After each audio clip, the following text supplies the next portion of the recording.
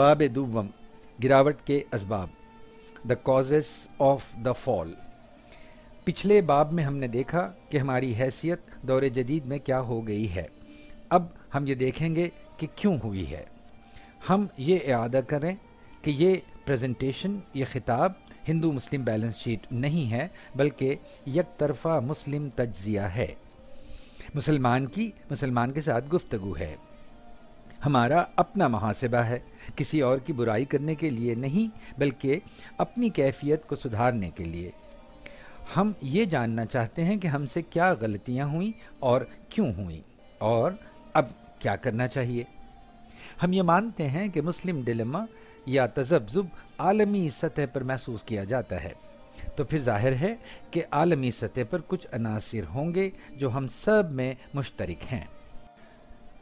بالفاظ دیگر، اگر دنیا بھر کے مسلمان یکساں پریشان ہیں تو یقیناً ان پریشانیوں کے اسباب بھی مشترک ہوں گے۔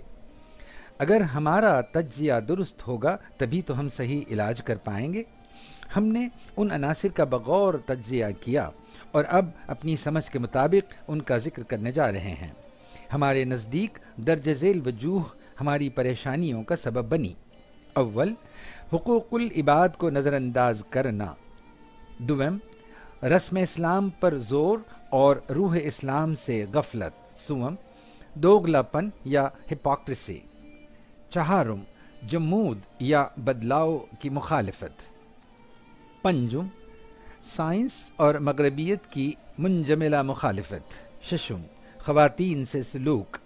ہفتم، نصیب پا انحصار یا تقدیر و تدبیر۔ ہشتم، لیڈرشپ کی کمزوریاں۔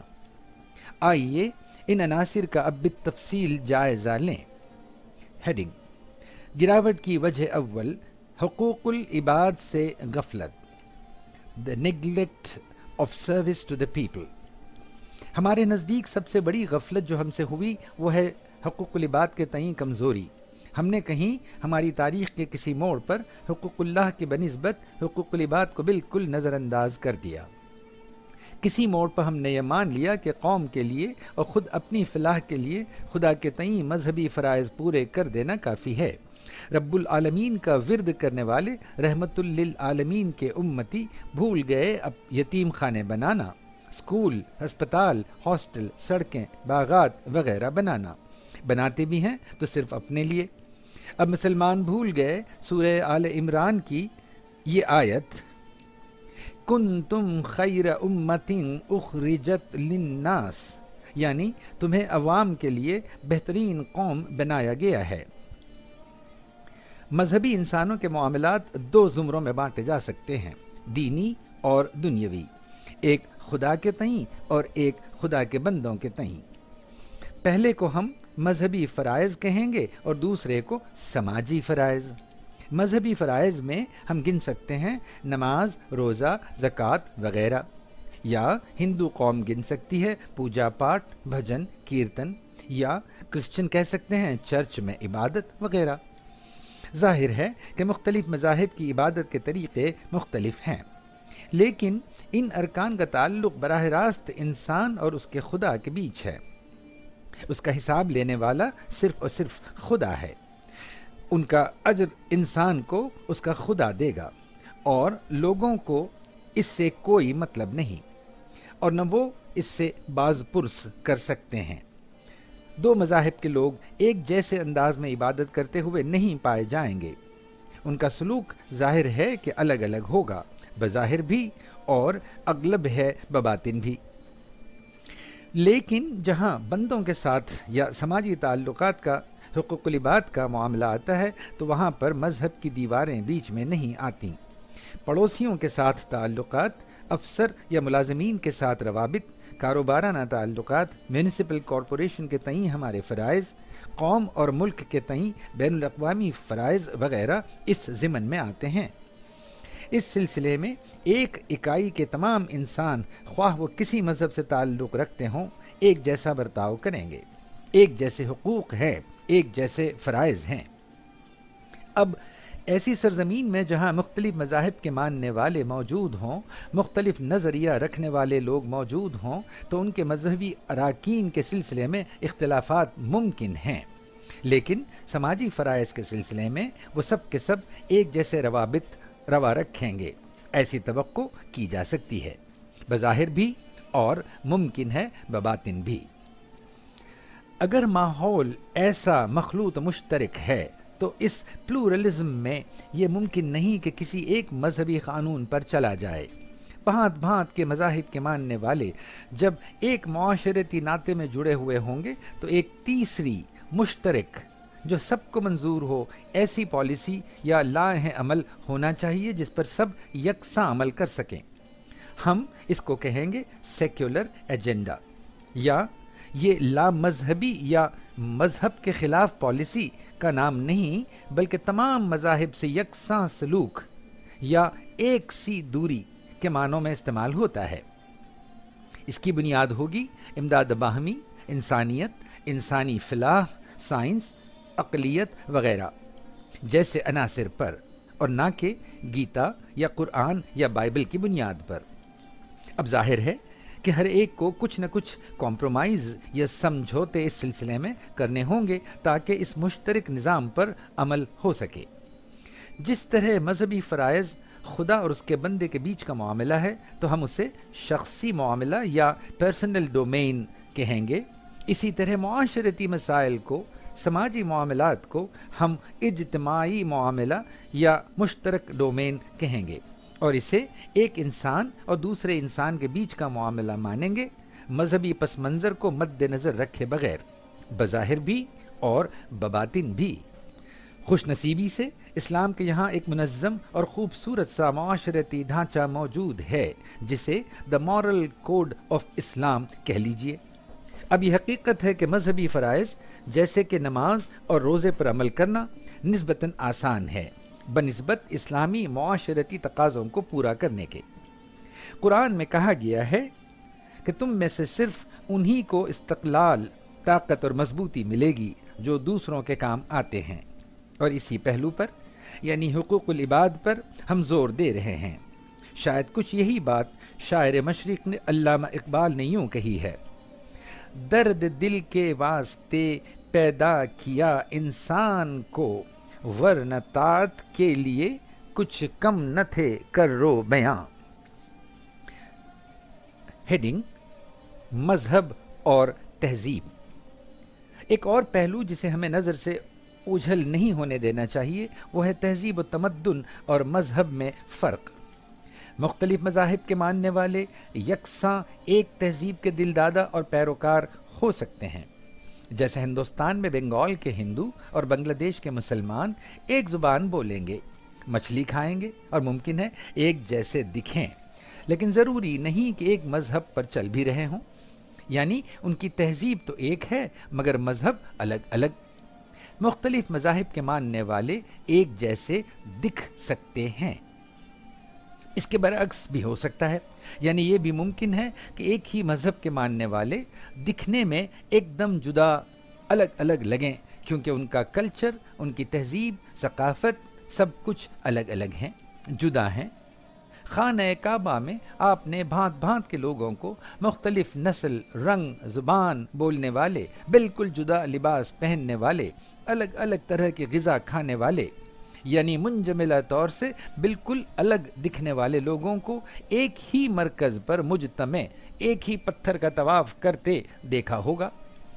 یہ ایک مذہب سے جڑے ہوئے مگر الگ الگ تہذیب کے نمائندے ہیں۔ تو تہذیب، تمدن یا کلچر اور مذہب یا دین دو الگ الگ زمرے کی چیزیں ہیں۔ تہذیب کا تعلق سوسائٹی سے ہے، اور ایک سوسائٹی میں، ایک ملک، ایک خطے میں رہنے والے مختلف مذاہب کے لوگوں کا ایک ہی کلچر ہو، یہ ممکن ہے۔ اگرچہ کہ تہذیب کا مذہب پر بڑا اثر پڑتا ہے، تاہم یہ ممکن ہی نہیں بلکہ مخلوط آبادیوں کے لیے مناسب بھی ہے کہ ایک اکائی میں رہنے والے مختلف مذاہب کے ماننے والوں کا سماجی زندگی کا ایک مشترک یا کامن ڈھانچہ ہو۔ انسانی ارتقاء کے ساتھ ساتھ بہت سی ترقی پسند قوموں نے آپسی سماجی تعلقات کے سلسلے میں اپنے سوشیو کلچرل ایسپیکٹس کو یعنی ثقافتی و تہذیبی ورثے پر زیادہ زور دیا ہے اور اس کو اجتماعی معاملہ کلیکٹیو ڈومین مانا، اور مذہبی تعلقات میں مذہبی معاملات کو انہوں نے اپنا شخصی ڈومین یا پرسنل ڈومین مانا۔ اس تفریق کا سماجی پہلو یہ ہے کہ شخصی اقلیم یا حلقے میں کوئی کسی سے باز پرس نہ کرے اور بندہ صرف خدا کو جواب دہ ہو، جبکہ اجتماعی اقلیم میں ہمیں ایک دوسرے کے احساسات، حقوق، توقعات وغیرہ کا پوری طرح پاس رکھنا ہوگا، اور یوں نہ کرنے پر معاشرہ، زمینی قانون اور ہمارے پڑوسی تک ہم سے باز پرس کر سکتے ہیں۔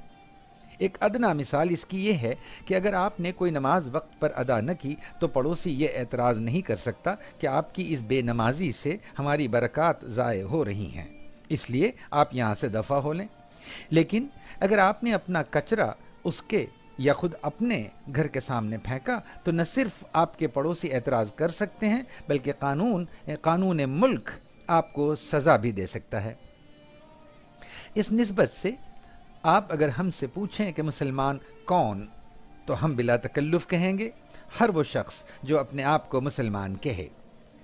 مذہبی یا دینی مسلمان وہ ہیں جو مذہبی فرائض پر پابند عمل ہیں، دکھنے میں مذہبی لگتے ہوں کہ نہیں، مگر اس کی اہمیت کو ہمیشہ اولین قرار دیتے ہیں۔ کلچرل مسلمان یا تہذیبی مسلمان وہ ہیں جو محض مسلم ثقافت و تہذیب کی وراثت کے دل دادا ہیں، اس کے کلچر کے نمائندے اور علمبردار ہیں، مسلمانوں کے درمیان بھی اور غیر مسلموں سے اپنے تعلقات کے دوران بھی۔ یہ ممکن ہے کہ ایک ہی شخص میں یہ دونوں پہلو عیاں ہوں، لیکن دور حاضرہ میں کسی بھی پہلو کی عدم موجودگی پر اسے قوم سے باہر نہیں کیا جاتا۔ ٹھیٹھ مذہبی نقطہ نظر سے دیکھا جائے تو کسی نہ کسی فتوے کی روح سے کئی مسلمانوں کو اسلام کے باہر کر دیا گیا۔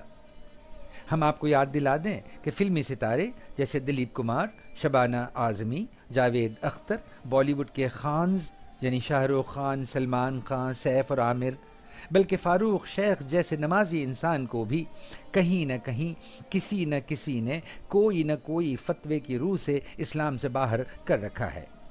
اسی طرح کھلاڑی اظہر الدین، ثانیہ مرزا اور کیف، موسیقار جیسے کہ ذاکر حسین، امجد علی خان، اور تو اور خود عابدہ پروین جو تصوف کا کلام پڑھتی ہیں، کسی نہ کسی فتوے کی زد میں ضرور آئیں۔ ڈاکٹر عبدالسلام نوبل لاریٹ بنے تو اس کے بعد انہیں مسلم ماننے میں کچھ تعمل کم ہوا، مگر ان کو تو احمدی ہونے کی بنا پر اسلام کے باہر ہی قرار دے دیا گیا تھا۔ عظیم پریم جی پر تو یہ الزام بھی لگایا جاتا ہے کہ وہ اصلی مسلم ہی نہیں۔ اب بھلا بتائیے کہ یہ سب اگر مسلمان نہیں ہیں تو پھر کون ہے مسلمان؟ ہندو اور کرسچن کس کو مسلمان سمجھتے ہیں؟ کن پر آپ فخر کریں گے؟ کن سے آپ ناطہ جوڑیں گے؟ روزمرہ کی زندگی میں کون آپ کے آئیکونز ہوں گے؟ اور تو اور آپ کو یاد ہوگا کہ مختلف مسلم ممالک کے رہبر جیسے کہ خود جناح، مولانا آزاد، پاکستان کے صدر Musharraf, Saddam Hussein, colonel Gaddafi, بلکہ یاسر عرفات تک کو کسی نہ کسی فتوے نے اسلام سے باہر کر دیا تھا۔ بہت ممکن ہے کہ وقت کے بعد یہ فتوے رد بھی کر دیے گئے ہوں، لہٰذا ہم فتووں سے نہ ڈریں۔ برسبیل تذکرہ ہم عرض کرتے چلیں کہ اچھائی یا نیکی یا برائی یا بدی، کئی بار ان اصطلاحوں کے معنی کانٹیکسچول یا مربوط مشروط اور اضافی یا ضمناً ہوتے ہیں، تنہا یا مطلق نہیں۔ اسی لیے ہر نیک دل، رحم دل اور حساس انسان کو چاہیے کہ وہ الزام تراشی سے، کردار کشی کرنے سے، فتوے دینے یا دہرانے سے، ویلیو ججمنٹ کرنے سے گریز کرے۔ ہم کون عالم الغیب ہیں جو کسی کے سارے حالات سے واقف ہوں؟ کیا پتہ اس کے تمام حالات سے اگر ہم خود گزرتے تو وہی سب ہم خود نہ کرتے؟ ہمارے یہ سب دعوے کھوکھلے نہ رہ جاتے؟ بقول شاعر، پختگی کا ہر دعویٰ کھوکھلا ہے اندر سے، زندگی سے ٹکرا کر تجربے بدلتے ہیں۔ شیخ محمد اکرام صاحب کی مایہ ناز تصنیف آب کوثر سے یہ اقتباس آپ کو یقیناً پسند آئے گا۔ اینڈ آئی کوٹ، قرآن مجید نے اسلام کے متعلق الدین یسرن کہا تھا، اور متعدد احکام کا ذکر کرتے ہوئے رسول اکرم نے توضیح کی تھی کہ خدا اسلام کو مشکل اور تکلیف دہ مذہب نہیں بنانا چاہتا۔ رسول اکرم نے ہمیشہ اس اصول پر عمل کیا ہے۔ انہوں نے ایک تو بقول شاہ ولی اللہ اکثر جزوی باتوں کو لوگوں کی رائے پر چھوڑا اور انہیں بالتفصیل منضبط نہ کیا۔ دوسرے، جب دو جائز اور مناسب باتوں میں ایک آسان ہوتی اور دوسری مشکل تو وہ ہمیشہ امت کے لیے آسان کو چنتے۔ جب انہوں نے ابو موسیٰ اشعری اور معاذ بن جبل کو ترویج شرع کے لیے یمن بھیجا تو انہیں ہدایت دی، تم دونوں آسانی کیجیو، تنگی مت کیجو۔ لیکن بعض فقہائے اسلام مشکوک اور ضعیف حدیثوں کی بنا پر اور قیاس کو ضرورت سے زیادہ وسعت دے کر زندگی کی ذرا ذرا سی باتوں کو جنہیں قرآن نے دنیا داروں کی سمجھ پر چھوڑا تھا اور جن کے متعلق رسول اکرم نے اپنے معاصرین کو ہر طرح کی آزادی دی تھی، شرع کے تحت میں لے آئے، اور دنیا کا کوئی حقیر سے حقیر کام ایسا نہ رہا جو واجب، مستحب، مباح، مکروہ اور حرام کی 5 شقوں میں سے کسی ایک کے تحت نہ آتا ہو۔ نتیجہ یہ کہ اسلام، جسے قرآن نے آسان مذہب کہا تھا، یہودی مذہب سے بھی زیادہ مشکل ہو گیا، اور دین جس کا مقصد روحانی اور اخلاقی ترقی تھا، ان باتوں کا بیان ہو کر رہ گیا کہ آیا داڑھی کا سفید بال چننا جائز ہے یا ناجائز؟ ناک کے بال اکھیڑنے چاہیے یا کتروانے؟ سونے کی آرسی پہننا جائز ہے تو کیا اس میں منہ دیکھنا بھی جائز ہے؟ وغیرہ وغیرہ۔ اور یہ سوال کہ یہ فرد و ملت کے لیے مفید ہیں یا نہیں پس پشت ہو گیا، اور لوگ بجائے اپنی عقل خداداد کا استعمال کرنے کے فقہا کے مقلد محض بن گئے۔ انکوٹ۔ اگر ہمیں سچی محبت ہے ہمارے ورثے سے، ہماری قوم سے، ہمارے عوام سے، تو پھر ہمیں اپنا فرض پورا کرنا ہوگا۔ اگر ہمارے گھر میں آگ لگ جائے اور کوئی ہم سے یہ کہے کہ اب یہ تمہارا گھر نہیں، تو کیا ہم اپنا گھر ان کے حوالے کر دیں گے؟ ہمیں ڈٹے رہنا ہوگا، تندہی سے، سچے دل سے۔ اگر ہم کامیاب ہوں گے تو ہمیں اپنا لیا جائے گا، اور اگر ہم ناکام ہوں گے تو اس سے چندہ فرق نہیں پڑے گا۔ ہم نے کم سے کم اپنا فرض تو پورا کیا، خاموش تماشائی کی طرح دیکھتے تو نہ رہے۔ اگر ایک مذہبی مسلمان کو، صوم و صلات کے پابند مسلمان کو پوری قوم کی طرف سے بولنے کا حق ہے، خواہ وہ مذہب، تہذیب و تمدن سے، سائنس و جغرافیہ سے، بلکہ خود اسلام اور مسلمانوں کی تاریخ ہی سے خاصا لا علم ہی کیوں نہ ہو، تو کیوں نہ ایک تعلیم یافتہ تہذیبی مسلمان کو، جو مسلم تمدن کا علمبردار ہو، اس مسلمان کو بھی مسلمان کی طرف سے، مسلمان کے بہاف پہ بولنے کا حق نہ ہو؟ اوپر سے ستم ظریفی یہ کہ بہت سے ایسے لوگ جو اپنے آپ کو مذہبی کہتے ہیں یا جن کو ہم نے مولانا کا خطاب دے رکھا ہے، وہ خود مذہب کی گہرائی نہیں جانتے۔ جیسے بہت سے پروفیسر ہیں جن کے پاس ممکن ہے کہ پی ایچ ڈی کی ڈگری بھی ہو، لیکن وہ دراصل لائق و فاضل نہیں ہیں۔ شاعر نے اس طرف بڑی خوبصورتی سے اشارہ کیا ہے کہ علم دینی تو بڑی دولت ہے، بعض کو دین کا عرفاں بھی نہیں، جن کو ایمان کے دعوے ہیں بہت، لطف یہ ہے کہ مسلمان بھی نہیں۔